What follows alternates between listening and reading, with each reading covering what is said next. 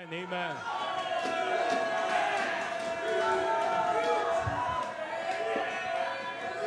Amen. Amen. Well, we praise the Lord. We serve a Jesus that never fails. Amen. People around you will fail you, pero patuloy lang po tayong maglingkod sa Panginoon dahil ang Diyos natin kailanman ay hindi po nagkukulang at hindi nagpapabaya. Amen. What a song tonight. Amen. You might as well get thee behind me, Satan. You will not prevail because Jesus never fails. What a song. Amen. Praise the Lord. Magandang hapon po sa bawat isa. And salamat sa Panginoon. Sa gusaling ito ay natipon po ang mga tunay na tupa. Amen. Mga hindi natakot sa tubig. Amen. Ang kambing kasi takot sa tubig talaga ho yan. No? Mga Kristiyanong hindi answered prayer kasi pinanalangin nila na sana magtuloy-tuloy ang ulan ng Sunday para walang church. Pero hindi sila answered prayer. Amen. And we praise the Lord. Sa malayong ibayo po ng Las Piñas ay maulan din po kagabi. Pero salamat sa Panginoon, this morning ay binigyan po tayo ng magandang panahon. And though attendance was quite affected, gawa rin po ng alam niyo po, pag naulan pa ng alas 6, parang ang hirap pa bumangon nun. No? Parang, Panginoon, sana pahabain niyo pa yung ulan. Pero we praise the Lord this morning. God gave us 14 visitors and 4 baptisms kaninang umaga. And we just thank the Lord. Salamat po sa inyong panalangin. We just celebrated our mission anniversary, 3 Sundays of March. At biniyaan po tayo ng Panginoon ng mahigit 300 visitors for 3 Sundays, and it's just God at work, and we glorify God for that. Well, Pastor Ed called me yesterday, at kami po, mula po nung dumating po siya galing Hong Kong, ay hindi po kami nagkikita pa, no ho? Kahapon tumawag siya sa akin, sabi ko, nasan po kayo? Sabi niya, eto, pa airport lang, kaya panalangin niyo po ang ating pastor, just trying to travel here and there, trying to encourage outreaches and missions. And salamat sa Panginoon na meron po tayong pastor na merong vision na mag-abot po ng mga tao ng kaluluwa nagmamahal sa Panginoon. Amen? Amen. And we praise the Lord for that. All right, tayo po tayong lahat. Philippians chapter number 4. Kaya when Pastor Ed called me up, ay kinancel ko na lamang po yung afternoon service namin. Maulan naman, kaya sabi ko, wag na lang po kayo magsimba. Amen. Sabi nung mga taga San Pedro, sayang kami rin sana. But I praise the Lord, we have men who are able to preach and just enjoy the service. Philippians chapter number 4. Babasahin po natin from verse number 1 to verse number 9. Philippians chapter number 4, verse 1 to verse number 9. Nakita niyo na po, amen? Amen. Just passage of scriptures, very familiar to each and everyone. I hope this will be a help and this will be a blessing to us. Therefore, my brethren, dearly beloved and longed for, my joy and crown, so stand fast in the Lord, my dearly beloved.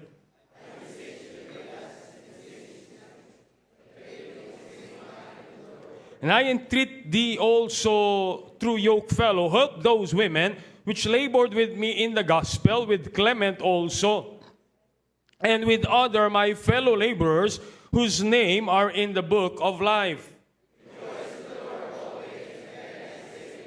Let your moderation be known unto all men, the Lord is at hand.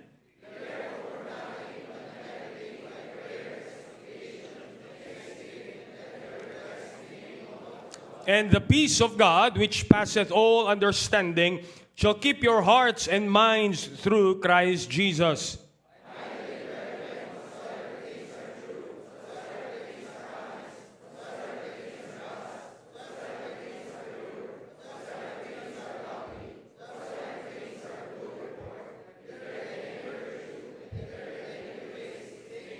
Those things which ye have both learned and received and heard and seen in me do, and the God of peace shall be with you. Dakilang Diyos, salamat po sa mga talatang aming binasa. Salamat po, Panginoon, for what you're doing in this church. Salamat po sa mga kaluluwang naligtas kaninang umaga, the word of God that was preached.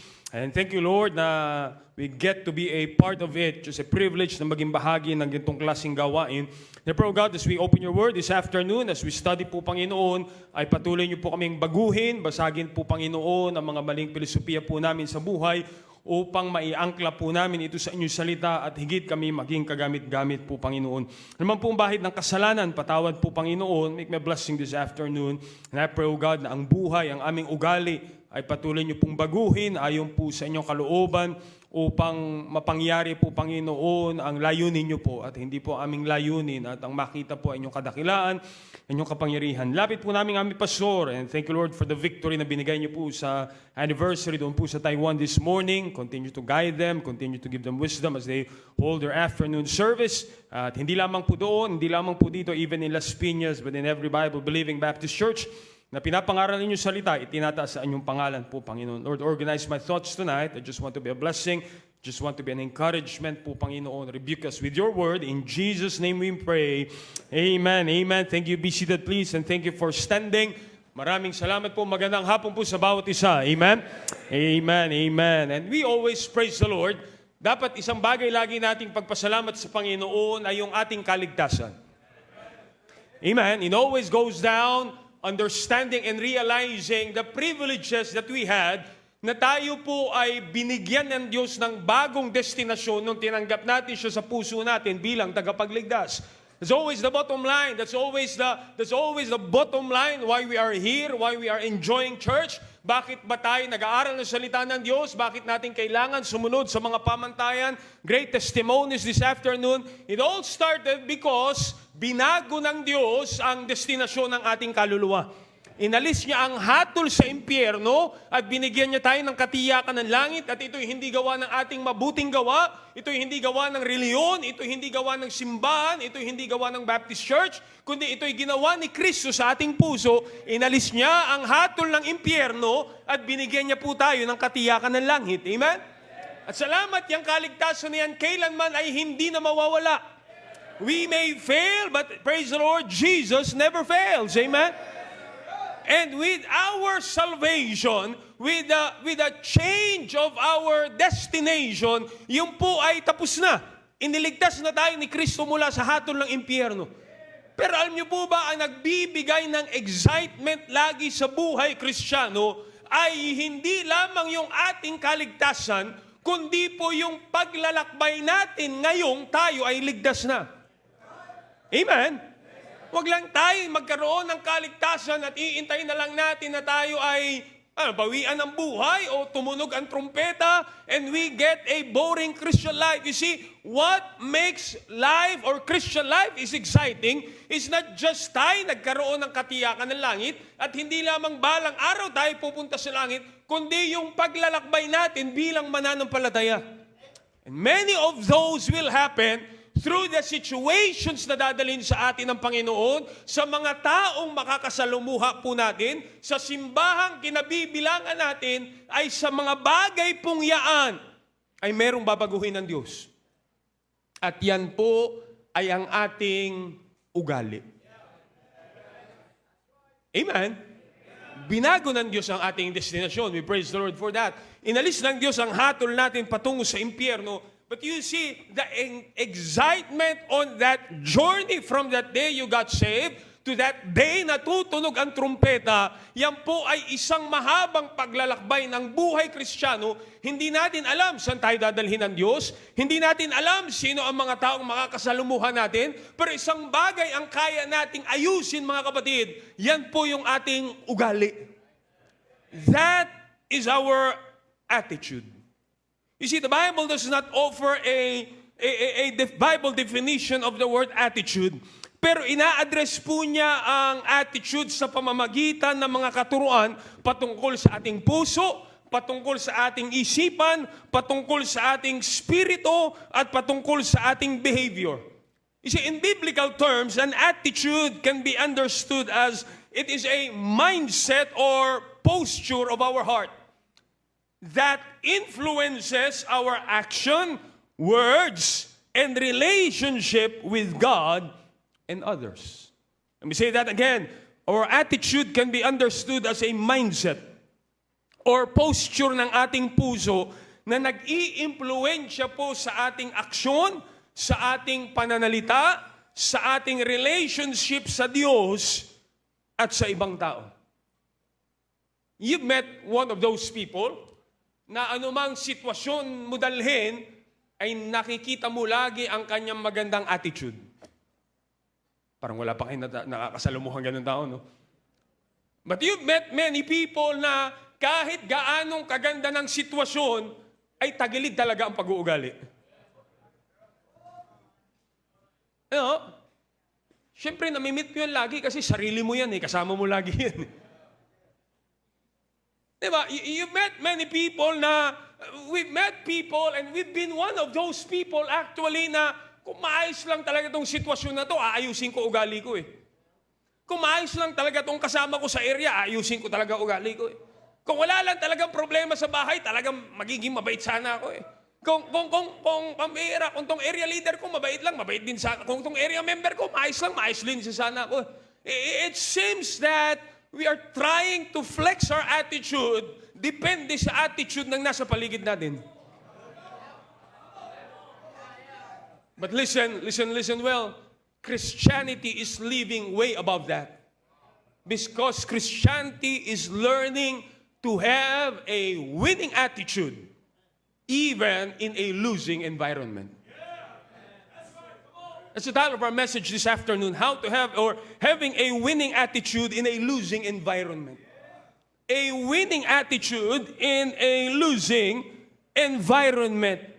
Tayo pong mga mananampalataya, maraming beses ay marami tayong excuse para magkaroon ng isang magandang pag-uugali at lagi nating tinuturo ang marang tao sa paligid natin kung mabait lang yung iyong asawa, kung mabait lang yung iyong anak, kung marami lang pera sa bulsa, kung maayos lang ang trabaho, kung maganda lang ang panahon, and we have so many pinpoints na ginagawa para sila ang mag-regulate ng tamang pag-uugali. Now this afternoon, I want you to meet one person. I want you to meet Apostle Paul. Because I want you to understand a person who defined well a winning attitude in a losing environment. Dahil kung pag-aaralan niyo po, and we've been studying the book of Philippians, and it is interesting to understand a man na dating mamamatay tao. Ang isang tao na dating humahimi-hingi ng permiso para patayin ang mananampalataya. Hindi lamang binago ng Diyos ang kanyang destinasyon, kundi pinayagan niyang baguhin ng Diyos ang kanyang ugali. Pag-ugali na natin, ayaw na natin pabago, no? Ang gusto lang natin pabago yung ugali nung katabi natin at nung kasama natin sa bahay. Pero ugali natin, ayaw talaga natin pabago, no? But listen, Paul is not writing the book of Philippians. Hindi niya po ito sinusulat mula sa isang mansyon. Hindi niya po ito sinusulat dahil nanalo siya ng loto. Hindi po niya ito sinusulat dahil siya ay prinomote sa trabaho. Hello? Hindi niya po ito sinusulat dahil maganan siya at masaya yung kanyang buhay. At hindi niya po ito sinusulat dahil marami siyang pera sa bulsa. Always remember this, when Paul wrote the book of Philippians and he is writing to the people of Church of Philippi, ito ay isinulat niya sa loob ng bilangguan. Hello? Ito ay isinulat niya sa hindi komportabling lugar. Ito ay isinulat niya sa hindi masayang atmosphere. Hindi niya ito sinulat sa air-conditioned auditorium gamit ang kanyang iPad at iPhone. At wala siyang AI nung panahong yon. He was in a losing environment. He was in an uncomfortable situation. But he was that person who was able to say, hey, rejoice in the Lord always. And again, I say rejoice. Alam niyo po, nakakalungkot o masarap sanang malaman na marami tayong kaluluwa pang madadala sa Panginoon and they will believe the message of the Word of God. But listen, many a times, really ang nagiging hadlang para ang tao'y maniwala sa ebanghelyong pinapangaral natin ay hindi yung katotohanan ng ebanghelyo Nakakalungkot, hindi sila maniwala sa ebanghelyo dahil yung salita ng Diyos na ating pinapangaral at yung buhay na ating ugali na ating pinapamuhay ay hindi nagtutugma. Hello? Nalala ko po yung aking grandfather, si Pastor Hernandez. Binigyan po siyang Biblia ng mga protestante. Protestante po una nagbigay sa kanya ng Bible. My grandfather was a Bible reader. Even nung dyan pa po siya, nagtuturo siya sa Bible school. We stayed there. Magkasama po kami sa kwarto. And I've been telling that story, 4 o'clock, maaalimpungatan po. Kung magkatabi po kami niya matulog. Pag nagbabiyahe po yun galing Bicol, magtuturo ng Bible school. Magigising po ang alas 4, either susulat sa yellow pad, o kaya nagbabasa ng Bible. Isa, magigising ako ng hating gabi, pampira, nananaginip na lang, nagpipreach pa. Parang gusto ko mag-forward kahit bagong gising ho ako. But ang lolo ko po was a Bible reader even then. Binigyan siya ng Biblia ng protestante. Binasa niyo yung Bible, sabi niya sa mga protestante, sabi niya, bakit yung Biblia ang binigay niyo, tsaka yung mensahe niyo, hindi magkatugma? Ang pinakamahirap ay balikan tayo ng mga tao at sasabihin sa atin, bakit yung Biblia ang binabahagi mo, tsaka yung ugali nyo, hindi magkatugma?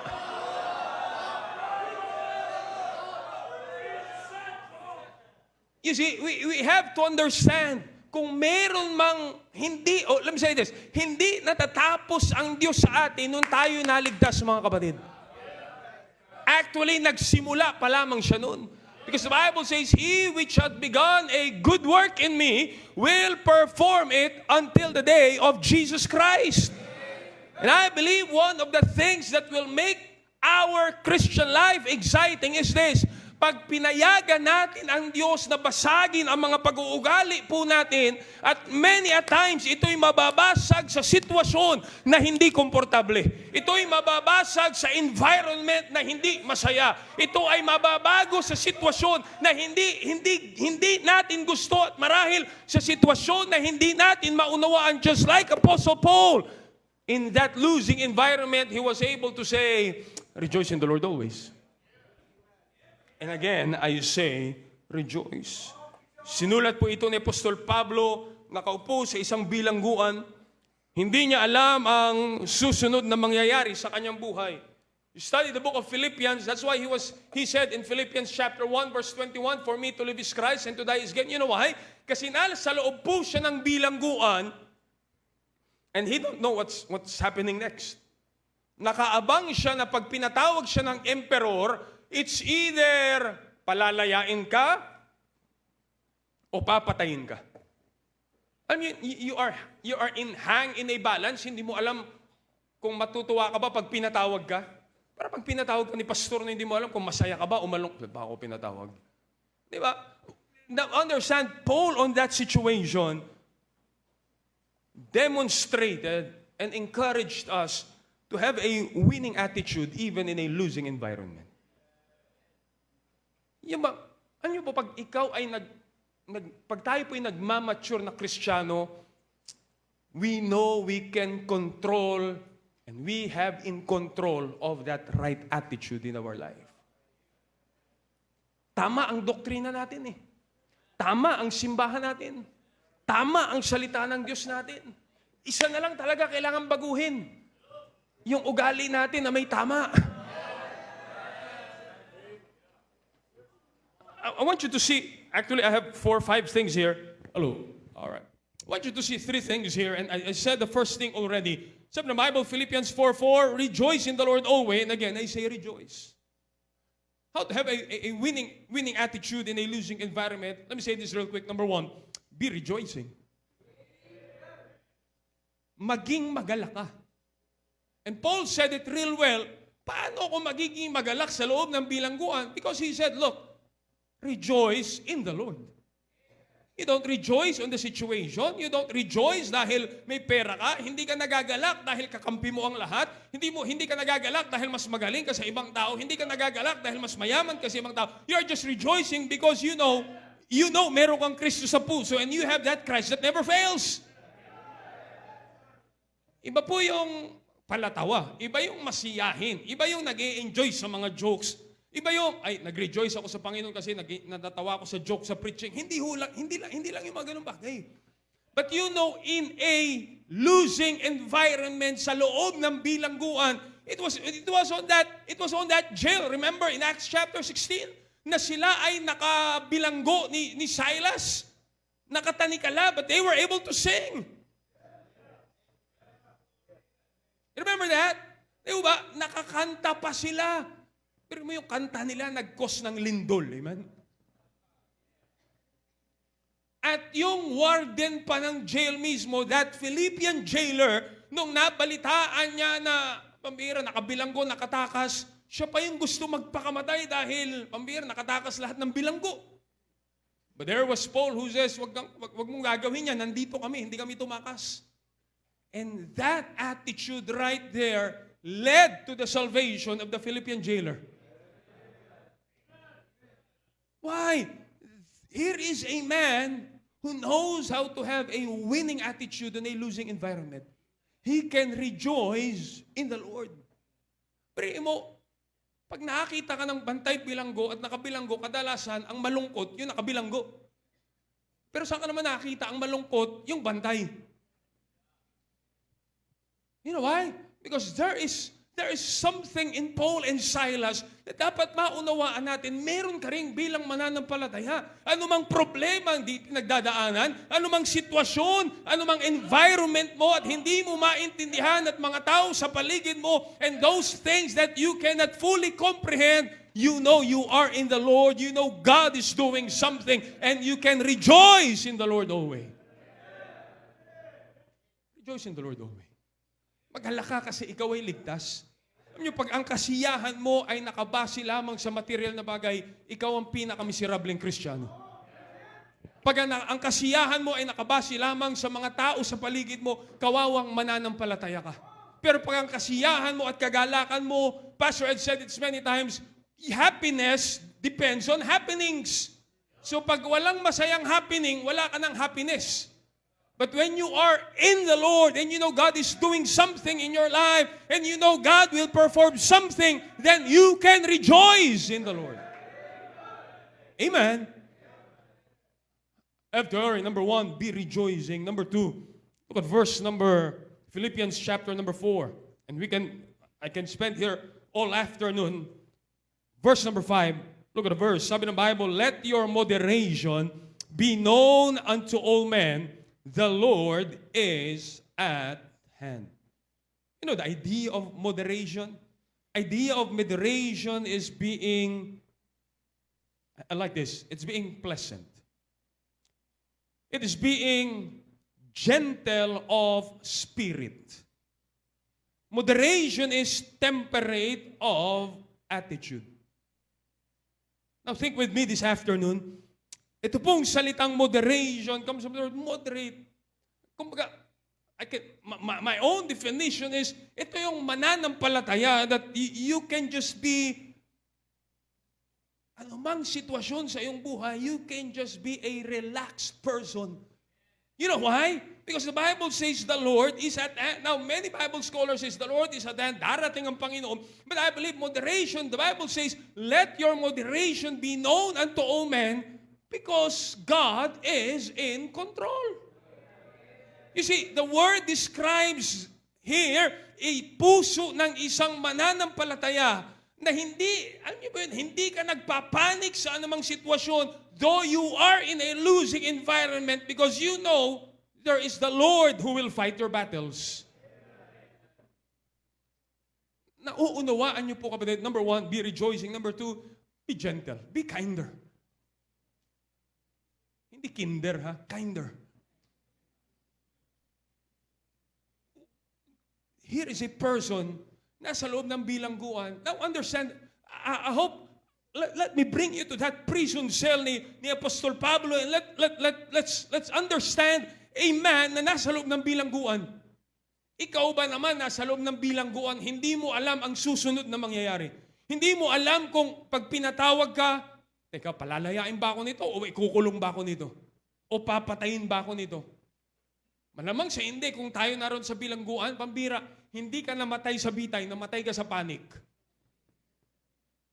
Namatay ka sa atake sa puso. Palalayain ka naman pala. Kaya lang sa sobrang pag-alaala mo, yun, inatake ka sa puso. Naunuan niyo po, here is a man who says, let your moderation be known unto all men. Let that attitude of gentleness be known unto all men. Listen and listen well. We are the only Bible most people in the world will ever read. At pag nakita natin yung ugali, nakita nila yung ugali natin, pambira itong taong ito, initin ang ulo. Itong taong ito parang walang Kristo sa puso. Kung magsalita, akala mo siya yung presidente ng barangay. Nakakatawa ngayon, bumabait na lahat ng tao kasi alam niyo mga tao ngayon, bago magalit, tumitingin muna kung may nagbibideo sa kanila. No? Pag wala, tsaka sila magagalit. But it's not the circumstance. It's your attitude that you be a gentle spirit. It is not in our place to be angry and be demanding and be arrogant.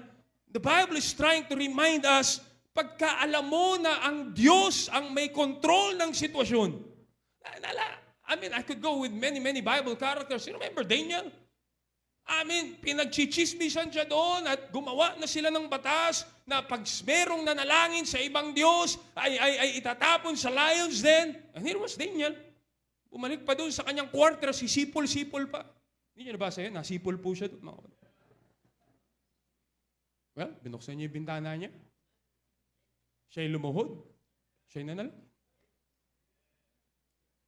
Hindi siya, teka, paano na ako mananalangin ito? Pambira, makukulong na ako, paano na? You see that moderation of his attitude? You see the apostles na sabi, nung pagkapakawala sa kanila sa bilangguan, sila'y natuwa dahil sila'y napilanggo sa pangaral ng salita ng Diyos at paglabas nila, guess what? Anong ginawa nila? Nangaral uli ng salita ng Diyos. Oh, so many Christians have you are in a losing environment, then we have that losing attitude. Walang makitang pagkilos ni Kristo sa ating puso. But Apostle Paul was in prison and he was like, relax. Relax. Amen. Hindi, nakabilanggo na tong taong to, hindi mo malang maramdaman na nai-stress. Ba't ba nauso ngayon yung word na stress, no? Nakaupo na lang sa church, pag mag-aalas 7 na, nai-stress na. Pag dumadating yung offering bag, nai-stress. Pag binisita na sa bahay, nai-stress. Understand this. Let's be a Christian who will be more gentler in that attitude, knowing God is at hand. God is in control. Why worry? Why worry when you know God is in control? It is those Christians who say, well, kung ako ay kalabanin nila, vengeance is mine, said the Lord. Ang Kristiyanong, sige. Kung gusto nyo kong pagchismisan, sige. Kung gusto nyo kong i-viral, sige. The Lord is in control. I've seen my parents many times in those situations. I've seen my dad on a situation na pambihira. Marami nang nakakalungkot man, marami nang nag-criticize, marami nang, sabi ko pa, anong gagawin mo sa ganyan? Sabi niya, hayaan mo sila. Sabi ko, kung ako lang talaga, buti lang hindi ako ikaw. I've seen my mom in a situation na talaga namang he was enclosed in a situation na, and I saw her sa sitwasyong hindi niya control. I saw her winning souls. I saw her praying. I saw her reading her Bible. And I promise you, pag alam mo na merong Diyos, hindi ka man lang papawisan na mag-exert. Paano ba ako makakaganti dito? Paano ko ba? Pambira. Hinawakan yung tenga ko. Paano ko hahawakan yung tenga nito? Di ba ganyan minsan? O, hinawakan yung tenga mo. Hawakan mo yung tenga, pambira. O, papayag ka, hinawakan yung tenga mo, pambira. Pitikin mo, pitikin. You understand that statement? Vengeance is mine, saith the Lord. Nakakalungkot kasi sa atin, maraming Kristiyano, ginagamit natin yung verse, vengeance is mine.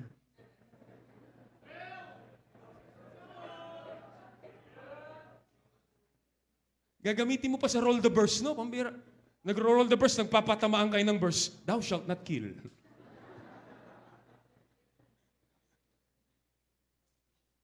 And it's so, now, the church is not a perfect place and sometimes may kinaiinisan kang tao sa simbahan. Amen? Ay, may amen.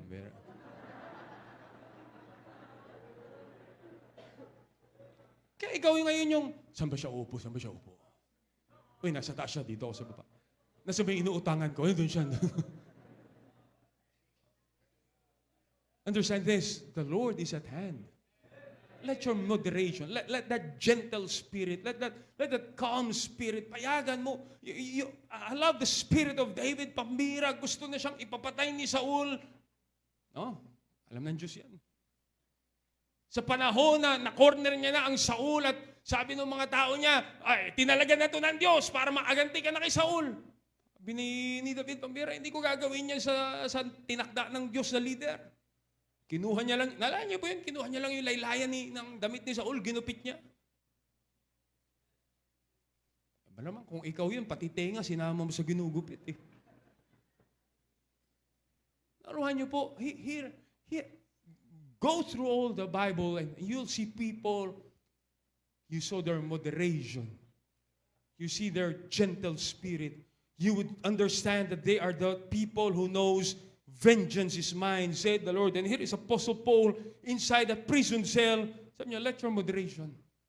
Hindi siya nagpapanik, paano ba ako makakatakas sa bilangguang ito? Paano ko ba ipaglalaban yung sarili ko dito sa emperor na nangangaral lang naman ako ng salita ng Diyos? Bakit naman ako mamamatay? Bakit naman ako pahihirapan dito? Hindi ako nararapat sa ganitong sitwasyon. Nasa ng hustisya? Pambira, no? Nasusobrahan ka lang ng telenovela, mga kapatid.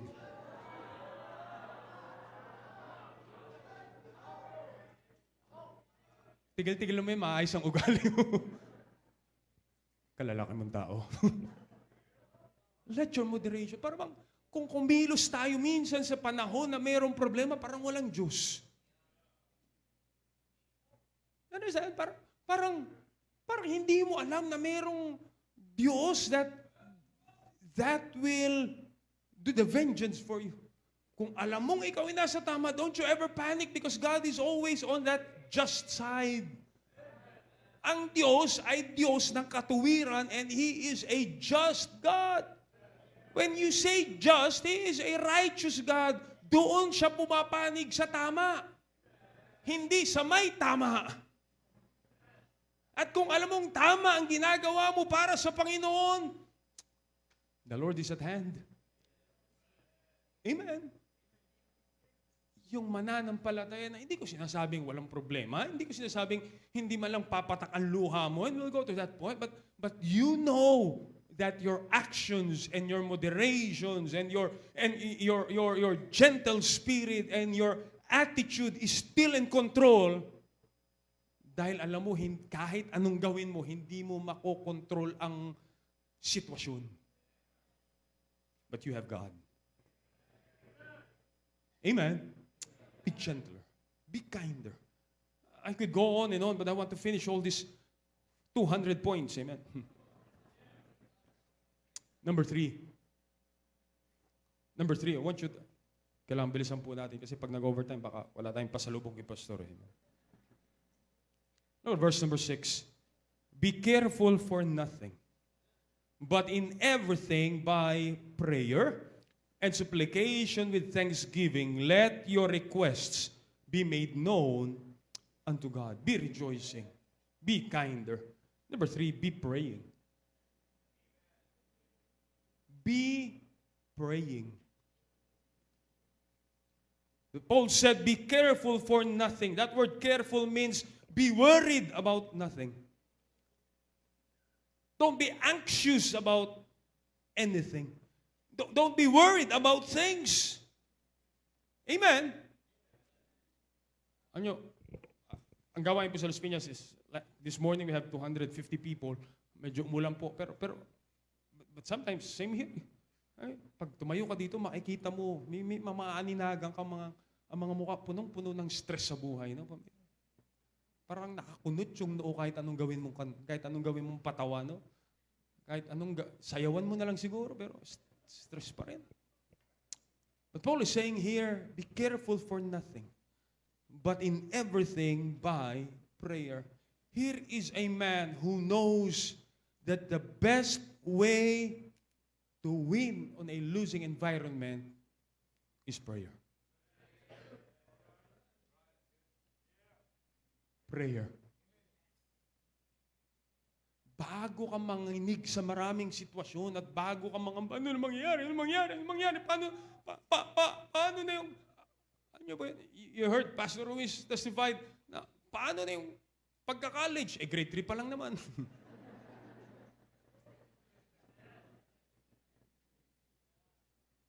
Marami tayong pinag-aalaala sa maraming bagay.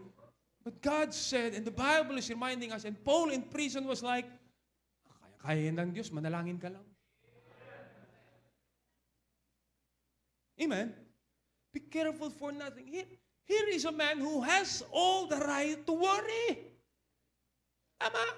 Kung meron mang nag-aalala sa kanyang buhay, ito si Apostol Pablo, buhay niya na yung nakasalalay eh. Pero mabira na sa loob ng bilangguan, pasipul-sipul. You know why? Because he knows there's power in prayer. Alam niya na mayroong Diyos na tumutugon ng panalangin. Alam niya na mayroong Diyos na makapangyarihan. Alam niya na mayroong Diyos na you seek and you will find. You ask and it will be open. Amen?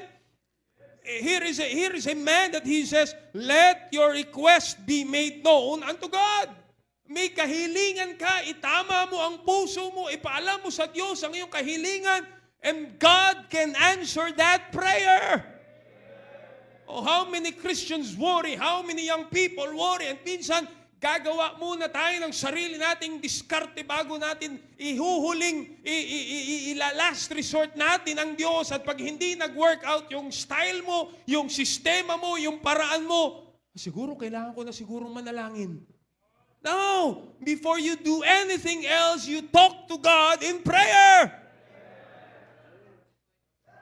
Amen?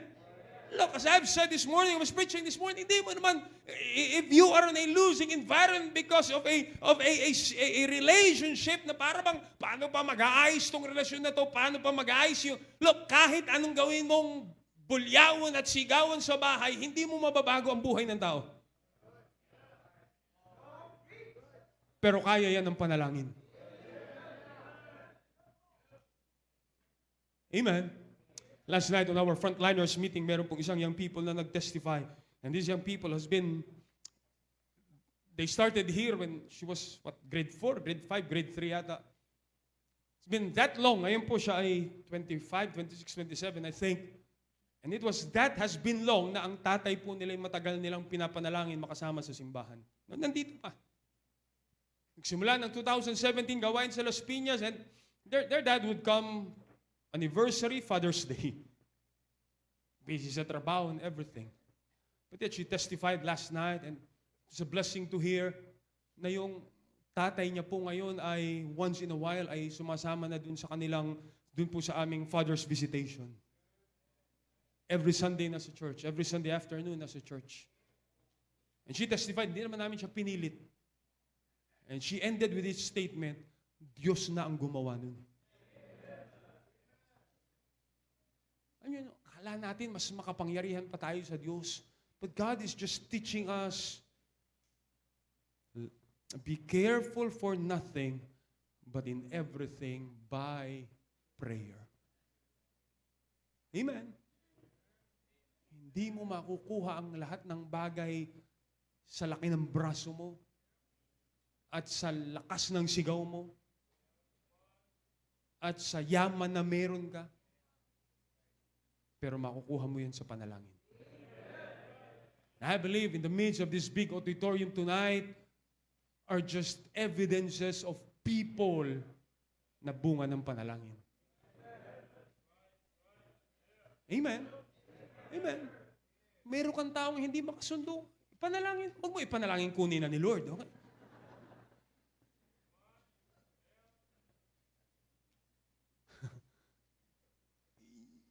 If you have a conflict at work, you go to God in prayer. You are going through a personal struggle, ilapit mo muna sa Diyos sa panalangin. Huwag mo i-post sa social media. Pag may problema ka, huwag ka mag-hashtag, feeling lonely. Papaskilan mo pa ng mukha mong nakasimangot. I-message mo pa kami ng paki-like naman. Mananalangin ka, ipopost mo yung panalangin mo sa social media, pambira, parang si Meta ang sasagot ng prayer mo. I mean, go to the Lord in closet and pour Him out your prayer. Amen. And sometimes Your wife may not know it, your husband may not know it, but alam mo sa Panginoon na ito'y iniluluhod mo sa panalangin. Amen? You see, look at the Bible. Look at verse number 7. And the peace of God. After that prayer, notice here. And the peace of God which passeth all understanding shall keep your hearts and minds through Christ Jesus. After you have prayed, there will be peace in your heart. Look at that peace. It is peace that passeth all understanding. Yung pinapanalangin mo, mga bagay na hindi mo maunawaan, mga taong hindi mo maintindihan, mga sitwasyon na hindi mo maipaliwanag, ilapit mo sa Panginoon sa panalangin. And the Bible says, God will give you a peace, kapayapaan, kahit hindi natin nauunawaan. Why? Ibinuhos mo sa Diyos sa panalangin. Hindi mo idinaan sa chismis, at hindi mo idinaan sa parinig, at hindi mo idinaan, binuhos mo sa panalangin, and you know there is, hindi pa ayos ang sitwasyon, but there is a peace in your heart that passeth all understanding. Hindi ko nauunawaan, hindi kita maintindihan, hindi ko maipaliwanag yung sitwasyon, pero okay sa akin. You know why? Dahil inilapit ko sa Panginoon. And look at the verse, sabi ng Bible, it will keep your hearts and minds.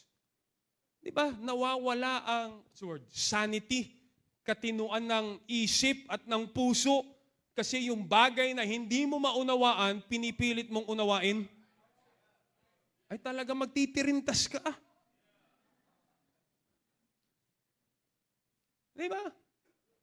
Yung people, hindi mo maunawaan magulang mo, makikipagbulyawan ka, ay lalo na kinagkagulo. Meron kang hindi maunawaan sa mga magulang mo, ilapit mo sa Panginoon sa panalangin. Huwag mo i-group chat sa barkada mo. You go to God in prayer. Oh, how the social media has destroyed so many relationships na dahil imbis na sa Diyos natin ilapit, pinapublicize natin at ikinakalat natin na wala namang naitulong, kundi lalong lumalaki ang problema. You lost in a losing world when you do that. But when you go to God in prayer, He will keep your hearts and your minds. Andiyan pa ba yung problema? Oh yeah, but you have peace. Hindi mauunawaan niya ng mundo. Kaya nga ang tao natakbo sa bisyo, natakbo sa barkada, natakbo sa inuman, natakbo sa sugal, natakbo sa mga maling relasyon, natakbo sa immoralidad, and the bad comes to worse and worse comes to worst. And they're trying to win on a losing environment, pero ang ugali and how we approach it, lalo mong pinalalala at lalo nating pinalalala ang sitwasyon. But there is prayer. Casting all your cares upon Him, for He careth for you. Amen. We could go to God boldly in prayer. When was the last time na tayo ay lumuhod at umiyak sa Panginoon? When was the last time na yung taong hindi mo maunawaan ay hindi mo siya ichinismis, kundi inilapit mo sa Panginoon sa panalangin? When was the last time yung mahal mo sa buhay that you're going through some tough times, bago mo ikwento ang buhay sa ibang tao ay iniluhod mo just you and God in prayer? And that's how you win.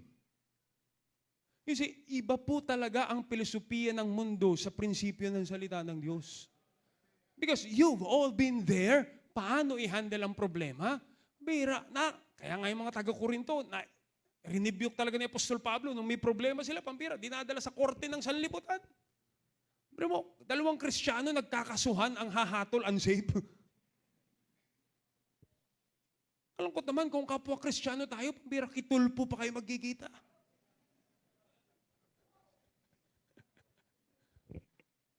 You understand, brethren?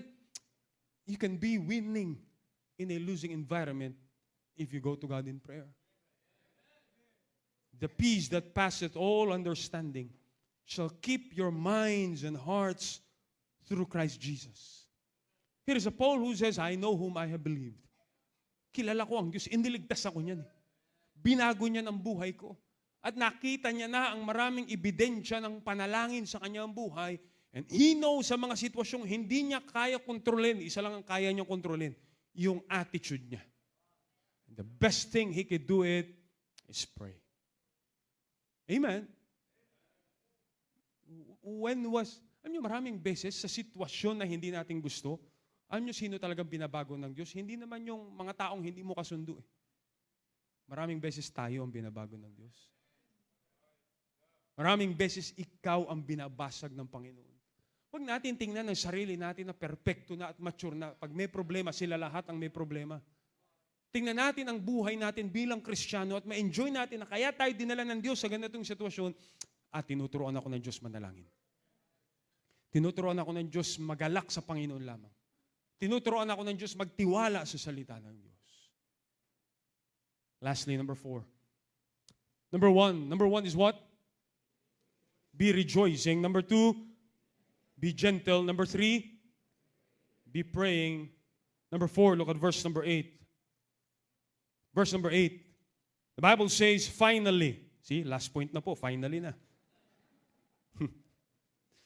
Finally. Finally, brethren. By the way, brethren, you would enjoy this principle if you're saved. Amen.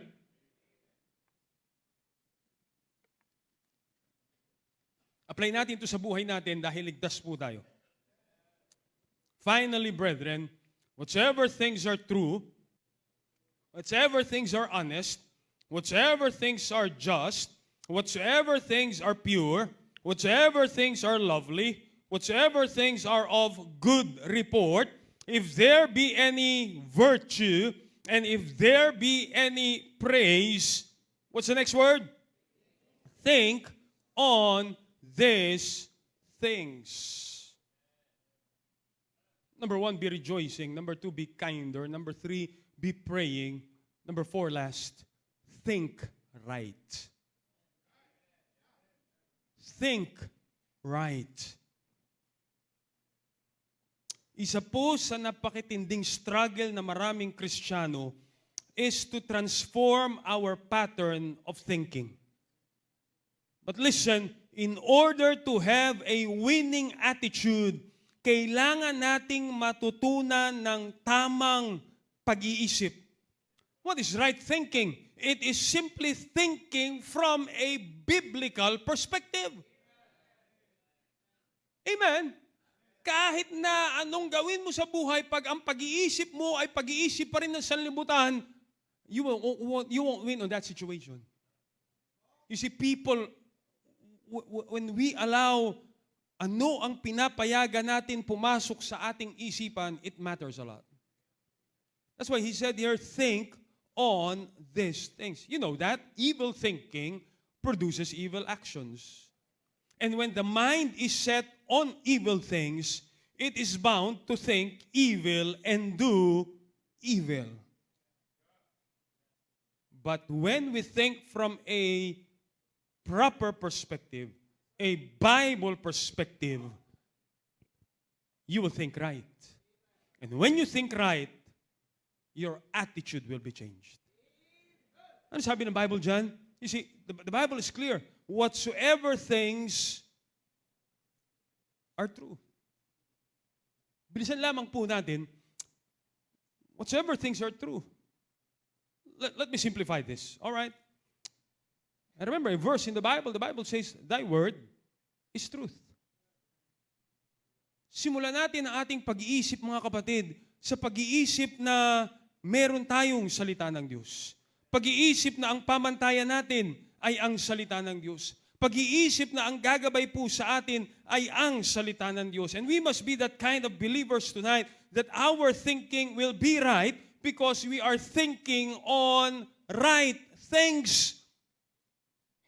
Pinupulit na ng sanlibutan ang ating isipan. Pinupulit na ng social media ang ating thinking. Pinapayagan na natin ang maraming filosofiya at maraming motivational speaker at maraming reels na ating napapanood ang mag-control ng ating pag-iisip. Why not go back straight to the principle of the Word of God? Amen? Wag mo mamaliitin ang pagsasaulo ng salita ng Diyos. You know why? Because when Jesus was tempted of the devil, ang laman ng kanyang isip was the Word of God. So when the devil is trying to attack him, he said, "It is written." Amen? Pero pag ang isip mo'y puno ng sampalan at sabunutan at murahan, pag dumating na sa yung ganang sitwasyon, sasampalin ko to, sasabunutan ko to. You see, wrong thinking produces wrong attitude. Hello?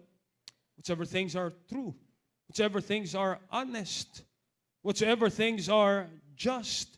You see, the word just is a basic word. Sabi ko po sa inyo kanina, the word just is a basic word for justice. Judgment means righteous, tama. Amen? And when we think right, we do right. Kaya nga po, let me say this, with all respect, let me say this, just personal help. Bantayan natin ang pinapapasok natin sa ating isipan. Bantayan natin ang mga panoorin natin. Bantayan natin ang mga sinusundan mo sa social media. Bantayan mo ang sinusundan mo sa Instagram. Bantayan mo ang sinusundan mo sa Facebook mo. Because it's so hard to instill righteous things sa mga mananampalataya ng linggo. Pero pag Lunes hanggang Sabado, it's unrighteous things naman ang pumapasok sa ating isipan. And subconsciously, we are being influenced of the things that we see and we hear and we listen to. Kaya walang just, walang righteous actions. Amen? Kaya minsan, nagtataka ka, bakit ganito ang ugali ko? Nag-church naman ako nung Sunday. Balikan mo, anong pinanood mo ng Lunes? Anong pinagkapuyata mo ng Martes? Nagbasa ka ba ng Bible ng Miyerkules? Sino ang katsismisa mo ng Webes? Mira, parang 1 linggong pag-ibig. Dahil yung napakinggan mong righteous things on Sunday, natabunan ng Lunes at Martes at musika at gossip at buhay ng artista at marami pang bagay. And we are not, kaya sabi ng Bible, whatsoever things are just. Amen? Sabi ko po, I said this when I preached this in Las Piñas, anything that comes to our mind enters with your permission. Pag yan ay sumagi sa isipan mo at in-entertain mo, tutuloy yan. Tama. Pag sumagi sa isipan mo, awaying suntukin ko kaya ito. Diba? Sumagi. Pag in-entertain mo yan, mamaya may black eye ang kaaway mo. Sino mang bisita mo sa bahay, look, practicality. Sino mang bisita mo sa bahay, pag binigyan mo ng upuan, uupo yan. Tama? Pero pag pinagbubuksan pa lang ng pinto, ayaw mo nang papasukin, ay thank you, bye-bye. Hindi siya makapasok. Pero pag in-entertain mo, pinapasok mo, upo ka, pinakain mo pa, binigyan mo pa ng banig. Di ba? Pag yung may kumatok sa bahay mo at mayroong sariwang chismis, pinapasok mo, ay magpupuyat kayo sa chismisan. Pero pagka unang chat niya pa lang, di mo na pinansin, di ka napapansinin nun. Di ba? Di ba yung mga scammer gano'n, no? Pag in-entertain mo, mamaya, nasingil na yung Gcash mo. That's the same thing with our mind. Amen? Alam mo na ang motibo ay hindi maganda. Pag in-entertain mo sa isipan mo yan, pinaupo mo pa, kinwentuhan mo pa, mamaya-maya na-impluensyahan ka na yan. Nagsasabi na ng negatibo patungkol sa gawain ng Diyos at nagsasabi na ng, look, whatsoever things are just. Yun ang pagdwela natin ng ating pag-iisip. Amen? Now understand, the Bible says, he that walketh with wise men shall be wise. Pag ang lagi mong kasamang lumakad at laging usapan ay mga bagay na maglalayo sa gawain ng Diyos, think, teka, just pa ba to? Tama pa ba to? Lagi mong katabi sa church ay hindi nakikinig hindi ko natatabihan to. I mean, I'm talking practicality tonight, but here is a word from a man na pag hindi niya in-apply to sa buhay niya, nasa loob siya ng bilangguan, ay magtitirintas ka talaga. Amen? I hope I'm helping you tonight. Kung ma-offend bang kayo, uwi na po ako mamaya. Ay, alam nyo, malapit lang pala yung Las Piñas, pambira.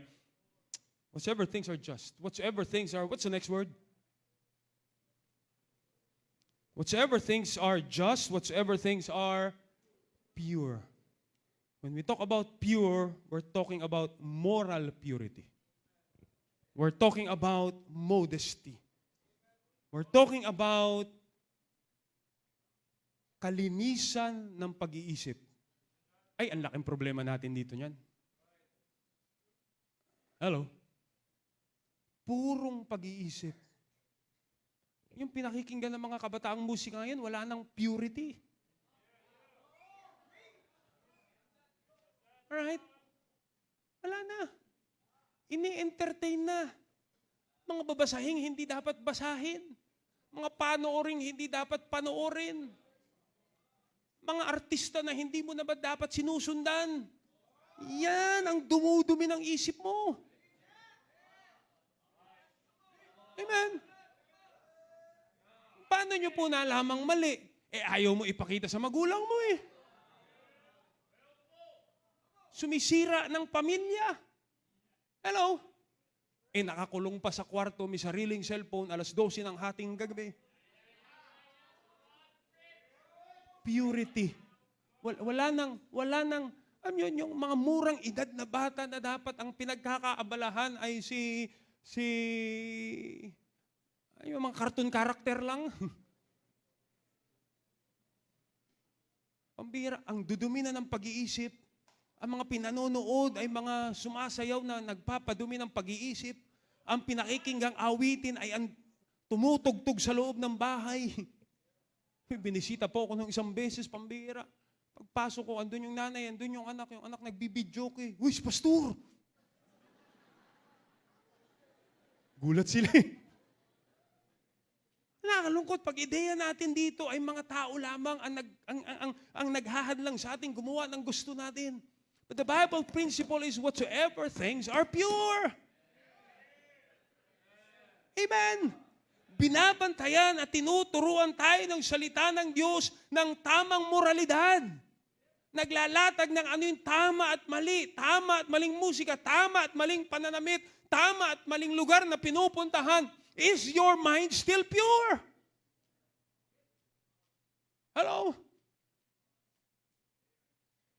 Tonight, I challenge us. Let's think right. Amen? Yung takbo ng pag-iisip natin ay napakarumi na. Let's guard our thoughts. Whatsoever things are pure, whatsoever things are, what's the next? Lovely. Lovely is the idea of pleasantness. All right? The word lovely here is not talking about your physical feature. The word lovely is talking about a lovely attitude. Amen? In a world na puno po ng puot at kabastusan at pagmumura at tsismisan at siraan at lamangan, sa mundong puno ng basurang pananalita, sa mundo na puno ng, naririnig nyo ba yung lengguwahe ngayon sa mga social media? Nakikita nyo ba yung lengguwahe ng maraming kabataan ngayon? Na meron laging, may laging hidden message ng hindi tama at hindi maayos? And I hope parents, you are aware of those things na akala mo normal na usapan na, but it's not pleasant anymore in the sight of God. And sometimes we think, nagsisimba naman yung anak ko, ba't ganoon? Because he is thinking things that are not pleasant. And I hope God gives us wisdom on those things. Because the Bible says, for as a man thinketh in his heart, so is he. Puno ng sama ng loob, puno ng chismis, at puno ng siraan, at puno ng mga bagay pananalita na kaya itinatago because it is not lovely. It is not even pleasant to hear. The Bible says, whatsoever things are of good report. Amen? Of good report. The Bible says, if there be any virtue, when you talk about virtue, we're talking about moral excellence. If there be any praise, kung ito ba ay kapuri-puri sa Panginoon, then the Bible says, think on these things.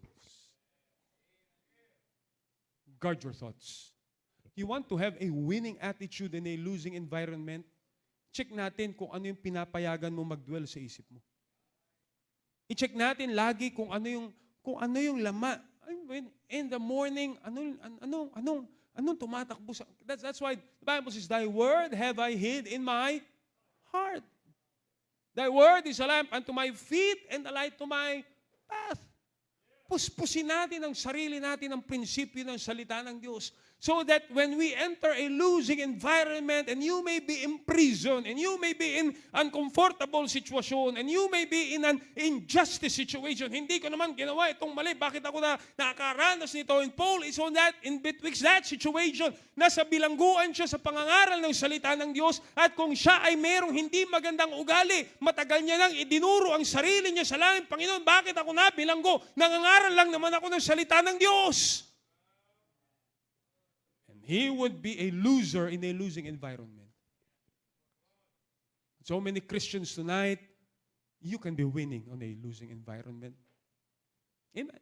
Kaminsan kahit ang tanggap ng salita ng Diyos sa atin ay hindi na maganda. Imbis na tanggapin natin ang bukas sa puso natin, parang, ako na naman yung pinatamaan. Because some wrong things are already instilled in your mind. Wala na bang ibang pinatamaan kundi ako? Tayo, hindi lang ikaw. Amen? Kaya umuwi tayo na imbis na panalo tayo sa salita ng Diyos, parang lugmok ka pa at, alam niyo po yun? Let's think right. Let's put our mind on a perspective na ito ay pinahintulutan ng Diyos. God is just. He is fair. Alright, pinahintulutan to ng Diyos. Ano ang itinuturo niya sa akin? Rather than being a person na pambira, sinisi na lang natin lahat, ang sasama lahat ng ugali niya. Tigilan mo na yung telenovela kasi. Let's ask God to change our attitude. Di ba? Parang tayo yung it's been a skit here many times, been a joke many times. Tinatamaan na ng preaching, lalapit pa sa pastor, pastor, salamat, tinamaan sila. Nung bumagyo ng lahat, sila na lang ng pastor, dalawa, sabi niya, pastor, salamat po sa preaching, sayang, wala sila. We lost. Ikaw ang lugi. Tayo ang lugi. But when we become that kind of Christian, na darating tayo sa sitwasyon, it's way out of our understanding. It's way out of our control. And it's way out, hindi mo na kaya kontrolin yung mga tao sa paligid mo, then one thing, remember, you can control. By the grace of God, you can still have a winning attitude in a losing environment. Hindi mo gusto ugali ko, pero maglilingkod pa rin ako sa Panginoon. Di ba? Hindi man tayo magkasundo, pero hindi ikaw magpipigil sa akin para maglingkod pa rin sa Panginoon. Amen. Ayaw mo akong katabi sa church? Alright. Pero we're gonna be good friends. And hindi ikaw magpapahinto sa akin sa ginagawa ko para sa Panginoon. Amen.